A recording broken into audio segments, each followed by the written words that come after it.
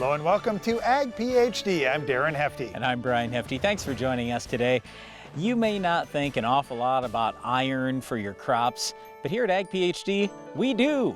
We're going to talk about the importance of iron and what iron can do for your crops. Also, what level of iron should you be looking at in your soil test? Another thing that we think about is how to get the most yield out of your corn crop. And one of the best ways you can do it is by spreading your risk and diversifying and planting multiple hybrids. We're going to talk about that on today's show. We have, I guess I'll call it an interesting weed of the week coming up later in the show. You'll enjoy this one. We also have an iron talk as well. But first, here's this week's Farm Basics.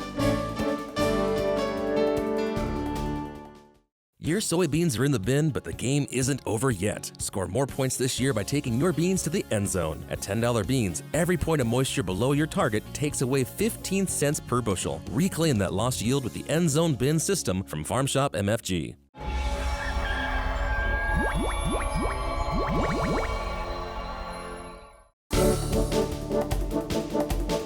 During our Farm Basics time today, we're going to talk about the freeze-thaw effect. Now, Darren and I live in South Dakota, and I was just talking to somebody the other day about people that want to move to South Dakota, and I said, oh, everybody wants to move to South Dakota in the spring, the summer, or the fall. But when it gets to winter, it gets brutal in South Dakota. Now, as South Dakotans and farmers, we love it because that freeze kills any diseases, insects, even a whole bunch of weeds. That part is all awesome. Just about everything else, though, Darren, is terrible, except for this freeze-thaw effect. Well, it does make it interesting in the spring, though, when things thaw back out, and it is a definite change out in soils. And this is where a lot of farmers talk about the freeze-thaw effect is, what's going to happen to my soil? If I had compaction out there from trying to raise last year's crop and driving equipment through the field, will the freeze-thaw break that compaction up? And a few years back, there was a university next door over in Minnesota who had a study, and they'd gone out and found the old tracks from the wagon trains way back in the 1800s, where wagons had gone and driven and driven and driven, and there had been these tracks just pounded in where the wagons had gone. Well, they figured, you know, over 100 years of freeze and thaw, that should break up those tracks where the wagons ran. Well, it hadn't. They could still find them, and they were still hard and packed. So freeze-thaw can definitely help loosen up the soil a little bit, but it's certainly not going to break all compaction in a field. A lot of times what'll happen is it will rise or it will fall. It's not going to move side to side so much. So you got to think about that just a little bit. So can it raise some things up? Can it bust up some vertical compaction? A little bit. But if you have horizontal compaction, to think that it's going to bust all that up, no, it's not going to bust up all compaction out in a field or anything like that, but it absolutely can help when you have contraction and expansion, and it goes back and forth a little while in the fall and in the spring. That usually is a good thing, and it does help loosen up the soils at least a little bit. Well, and if there's moisture in the soil, that can make a difference too. If there's lots of moisture out there, or if there is none in a drought type situation, that's going to really influence what actually happens out in the soil. We would love to see a decent amount of moisture out there, maybe 25% of that volume, not 100% of the airspace in the soil, but maybe half the airspace filled with water. That would be a good amount of water out there to be able to make some of these changes happen. I want to give you an example of a couple different years, the spring of 2019 versus spring of 2020. The spring of 2019, frost on our farm got as deep as 4 feet deep. Well, the spring of 2020, much, much warmer. Really, that whole winter was much warmer, so the frost only got down about 2 feet. That's a big difference in terms of how deep you're going to kill weeds, insects, diseases, how much compaction can be removed, how many things are going to change based on that frost.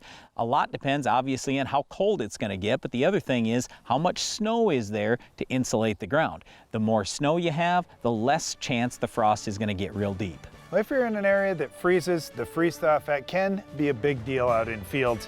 One of the things that a freeze always stops is our weed of the week. Can you identify this week's weed? Where we have run the soil warrior, we have harvested the best corn we have ever harvested in the history of Renwood Farms.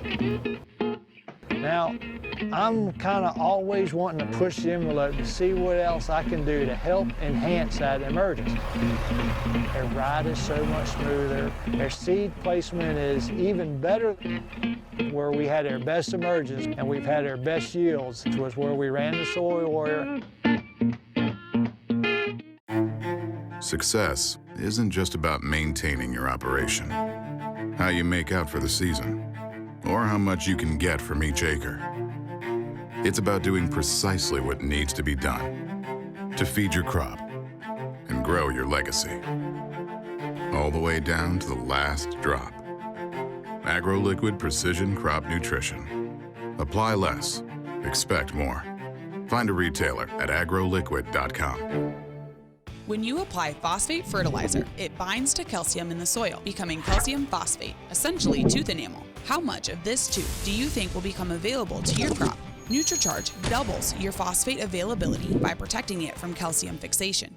Downtime during spraying can lead to huge yield losses. Keep rolling with the Pentair Hypro Force Field. This pump features a unique self-regulated chamber that allows the pump to run dry while eliminating cracked seals, so you can spray longer and more reliably. Learn more at pentair.com/hypro.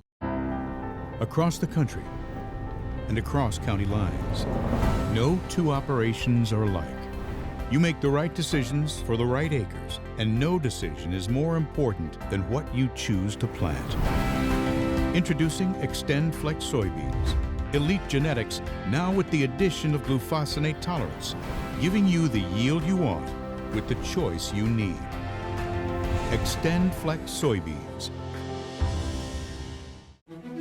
Each year brings new and unique challenges to farming, and your operation needs to constantly adapt to meet them. That's why at AgBiome, we're working every day to bring you new and better solutions. Microbial-based solutions that protect your crop and help it reach its full potential. To learn more about how we're doing it, visit agbiome.com. AgBiome, feeding the world responsibly, partnering with microbes for human benefit.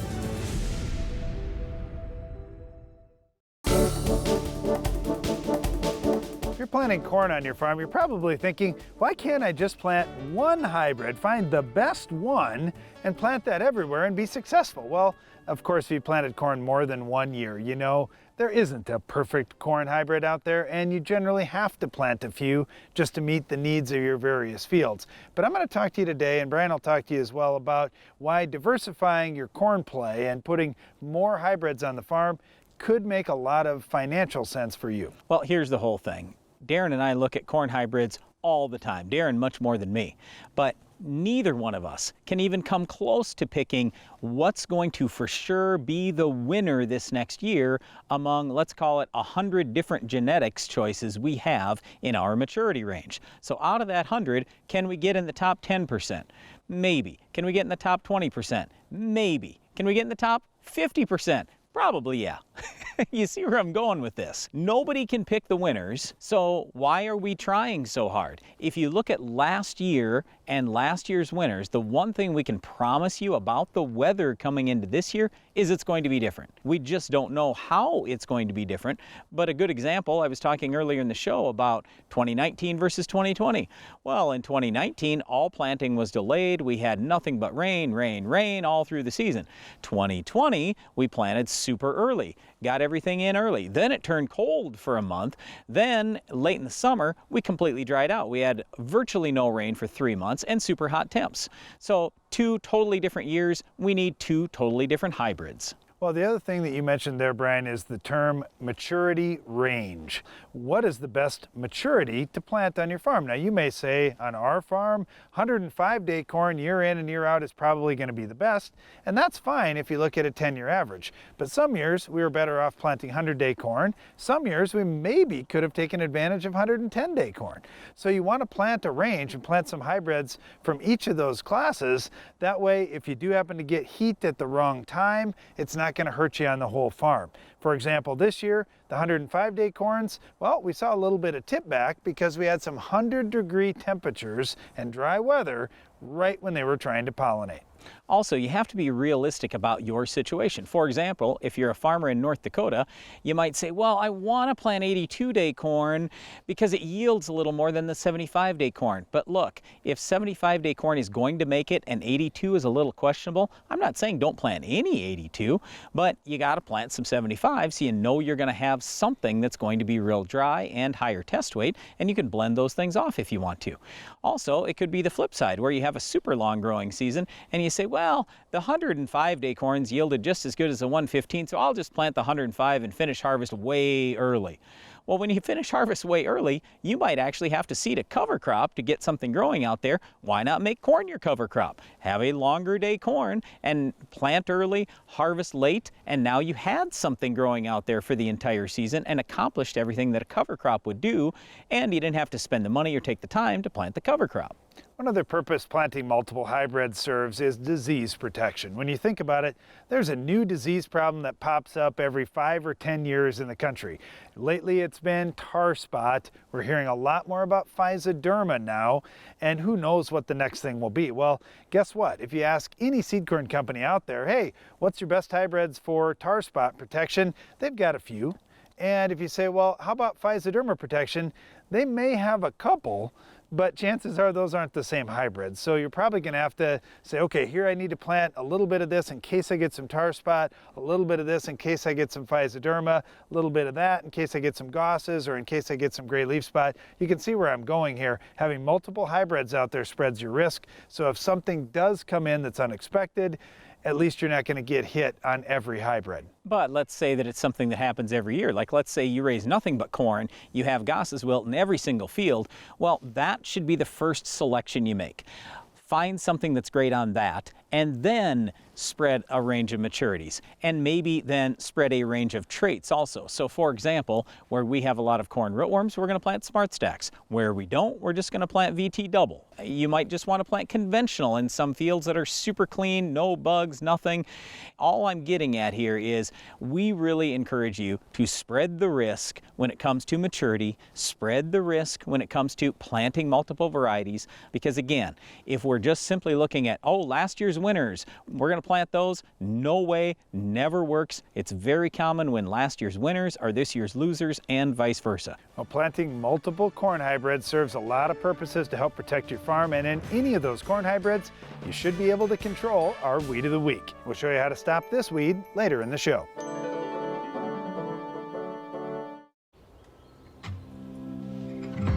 What I look for in a seed isn't just in the seed. It's people I trust who get me the solve without the sell. Who show me where their seed fits, and even where it doesn't. Because the only innovation that matters is the one I need. With NK Seeds, progress means pushing my potential. And success matters.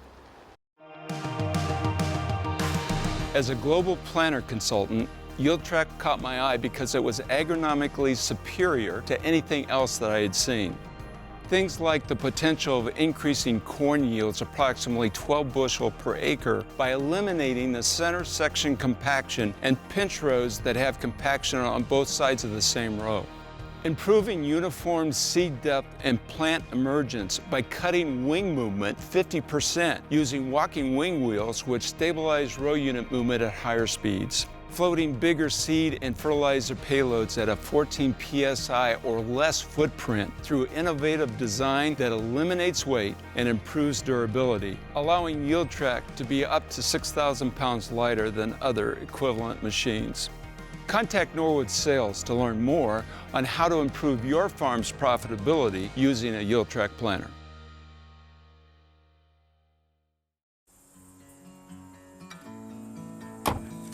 Wherever you are, whatever you're doing,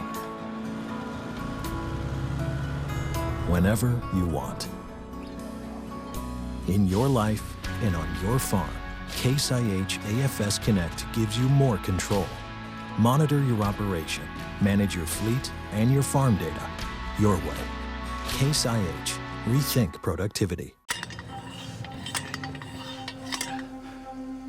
Call it a day. One more post. one more bucket. There's always one more to be done. One more field. To be earned. To be found. For us, it always has been. And always will be. One more bushel.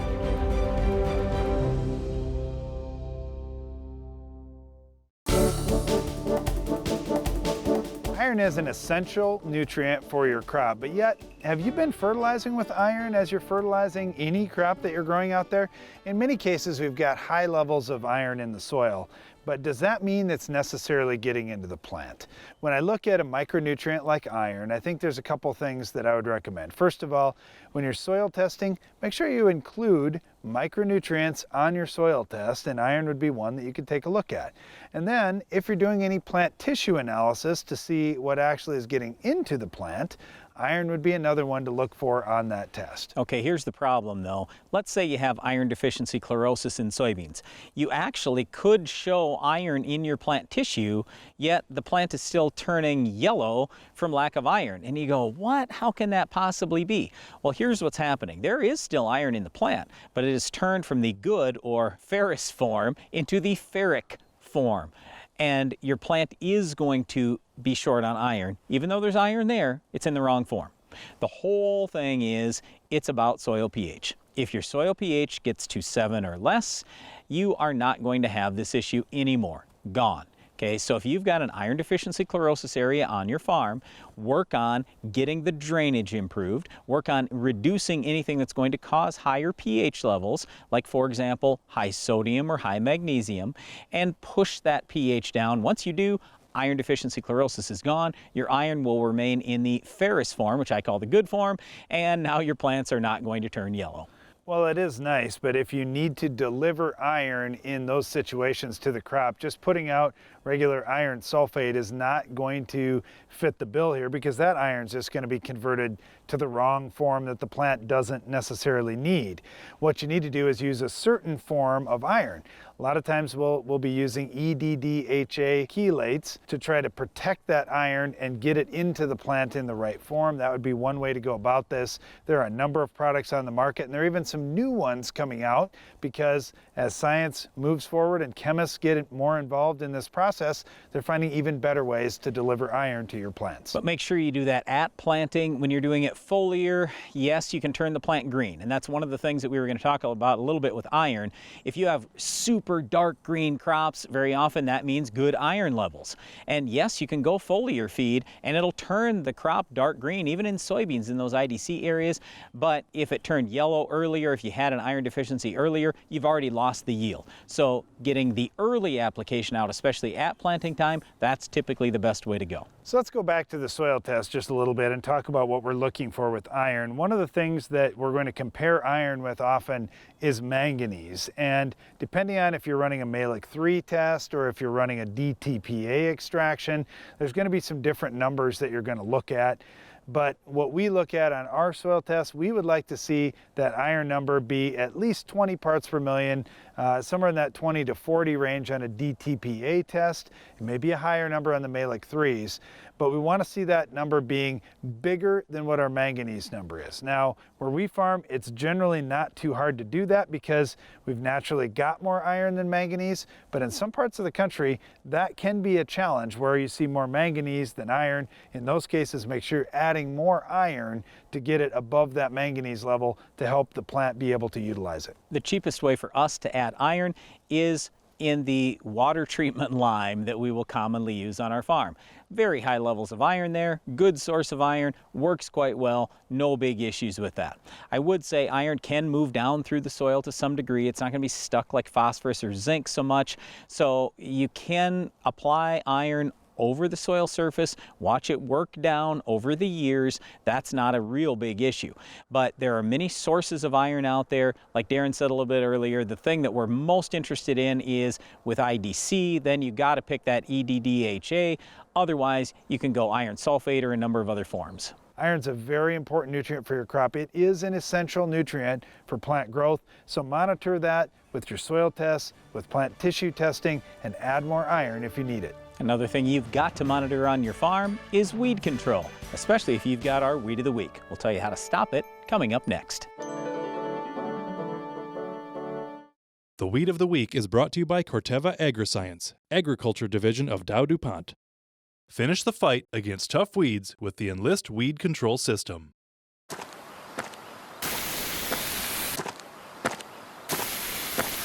Weeds are tough, but we're tougher. With unrivaled weed control, reduced drift, and near zero volatility. So, who's tough now?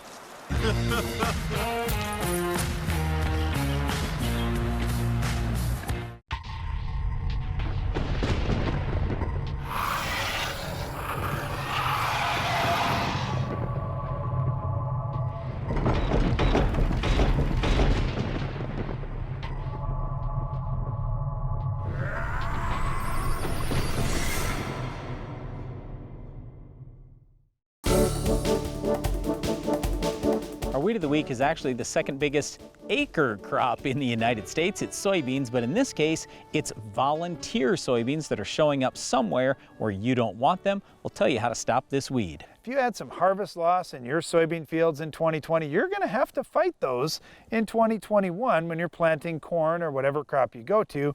So these volunteer soybeans are going to be a problem, especially when you consider how many things they could already be resistant to. They could be resistant to 2,4-D, dicamba, Roundup, Liberty, even HPPD products, so you may not have many choices there to kill those beans. Right, so that's probably the first thing, is figure out, all right, what trait do I have and what is it already tolerant to?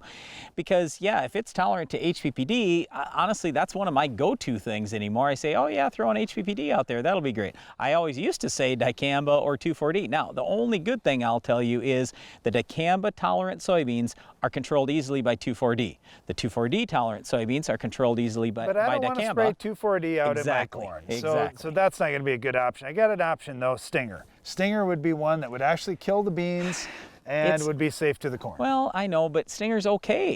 It's just it doesn't completely kill that bean a lot of times. I've gone out there with decent rates, I thought, of Stinger, and I go, oh, the bean's all curled up. It looks ugly, but it's still sitting there. I've had some farmers tell me, you know, atrazine worked great on soybeans one time, it killed them, and the next time it hardly even touched them. Right.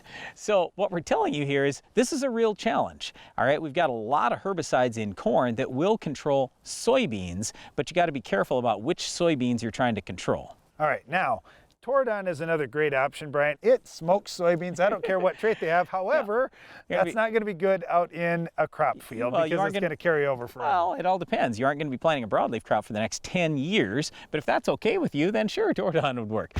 Don't use Toradon, okay? That's probably not the way to go. No, it's sure not. And you know, here's the thing with volunteer soybeans. We don't really have great pre-emerge treatments in corn or, of course, in the crop soybeans. Well, you can burn down what's there. If you, let's say you were to use Sharpen, that'll burn down everything that was there. Gramoxone, burn down everything that was there. So those we know will work. Yes, you can burn them down, but you don't have a pre-emerge residual that's necessarily going to take them out. It's going to be safe for the crop that you're growing. Yeah, but you mentioned Stinger. Okay, so we could certainly go out there with Sure Start or Triple Flex. That would definitely help. All right, let's talk about wheat real quick. I would say there, start with Sharpen to burn everything down. You certainly could go out with Prepare pre-emerge. That ALS will ding up the soybeans, and then post-emerge, you should be able to control them fairly well with Husky. And of course, Wide Match would work as well because you'd have that Stinger in there. Yep, absolutely. So anyway, there are many ways to kill volunteer soybeans, but just be careful what type of soybean, what trait of soybean you're trying to control. That's all the time we have for this week's Weed of the Week, but Iron Talk is coming up next. Success isn't just about maintaining your operation, how you make out for the season, or how much you can get from each acre. It's about doing precisely what needs to be done to feed your crop and grow your legacy, all the way down to the last drop. AgroLiquid Precision Crop Nutrition. Apply less, expect more. Find a retailer at agroliquid.com. Who says harvest should be the only rewarding part of the season? Sure, ending a successful year of planning and planting is a very gratifying moment. But with the Bayer Plus Rewards program on your side, it doesn't have to be the only one. By helping you earn and redeem cash back on seed, herbicides, and other eligible products you use throughout the entire season, you can reap the benefits all year round. So contact your retailer to learn how to get more from your crops and put more in your wallet. Bayer Plus. Rewards are always in season.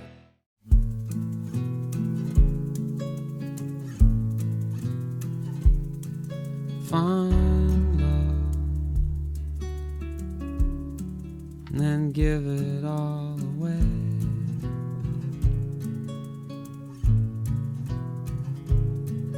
Find love, then give it all away. How much does your crop residue cost you? Over time, residue accumulates in your field, building excess carbon levels and tying up your plant-available nitrogen. Residue also traps P, K, and micros and can take years to naturally become available to your crops. This is because soil lacks the diverse microbial life needed to break it all down. With Decomp, you can naturally restore life to your soils and allow the release of valuable crop fertility. Learn more at heftyseed.com/naturals.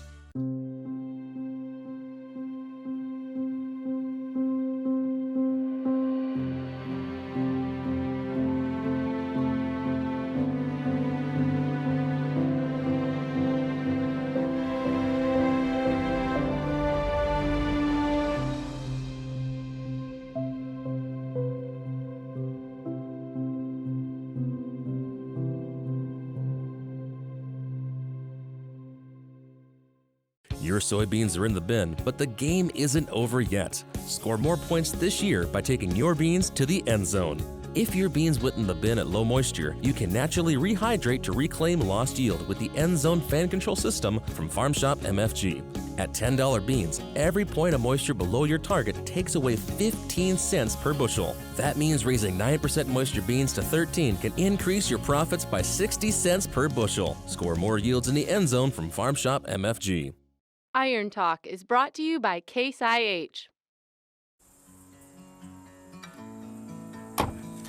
Wherever you are, whatever you're doing, whenever you want. In your life and on your farm, Case IH AFS Connect gives you more control. Monitor your operation, manage your fleet and your farm data your way. Case IH. Rethink productivity.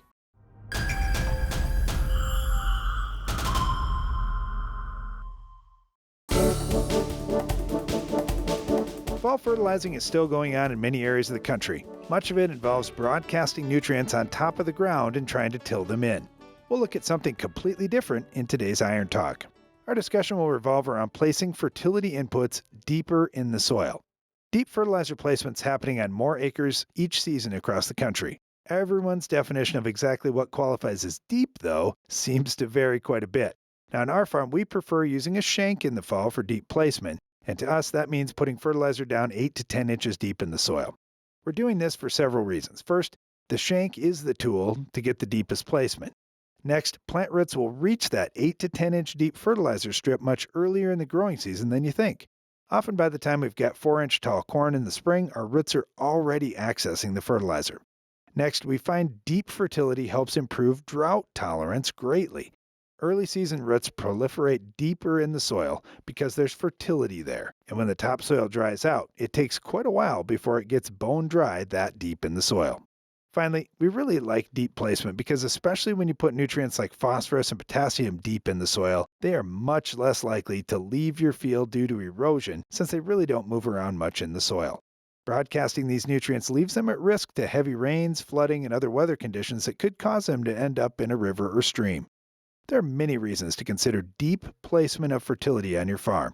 If you're going to do it, get it done now, as soil conditions in the fall make this the best time of year for deep fertility placement. That's all for today's Iron Talk, and now back to the show. That's our time for today, but before we go, we'd encourage you to check out the Ag PhD magazine. It's called the Ag PhD Insider. Just go to agphdinsider.com to learn more. And don't miss the next Ag PhD TV show. We'll have another Weed of the Week, Farm Basics, Iron Talk, and a whole lot more. I'm Darren Hefty. And I'm Brian Hefty. Thanks for watching Ag PhD.